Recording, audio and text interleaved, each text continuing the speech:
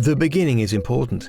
In school, we need to speak, listen, read and write to develop a basic set of skills, allowing us to head off into the world and follow whichever path we choose. If these skills aren't developed, those paths begin to narrow. Education becomes increasingly inaccessible, life chances are restricted, and self-confidence can be diminished. In the UK, over 6 million adults are functionally illiterate. They will struggle with tasks many of us take for granted, as simple as filling out a job application or reading labels in the supermarket. This all stems from those crucial school years.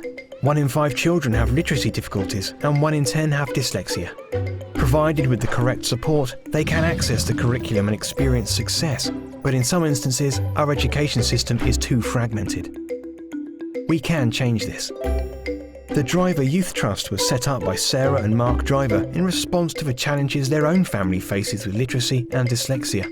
The Driver Youth Trust believes that the main barriers to literacy are not due to individual differences. They are created by structures, processes and attitudes that exist throughout our education system. Teachers are being given ever greater accountability for learners with special educational needs, but with limited access to dedicated high-quality training and often with only limited specialist support. They also aren't always receiving the support they need from school leaders, who are themselves grappling with policy change and managing an increasingly complex provision. Outside of school, families can feel left out of decision-making and unsure how best to support their young person at home. All this leads to a fragmented system with wasted resources and learners left without access to the curriculum. Despite years of initiatives and reforms, literacy levels have not improved. We decided it was time for systemic change.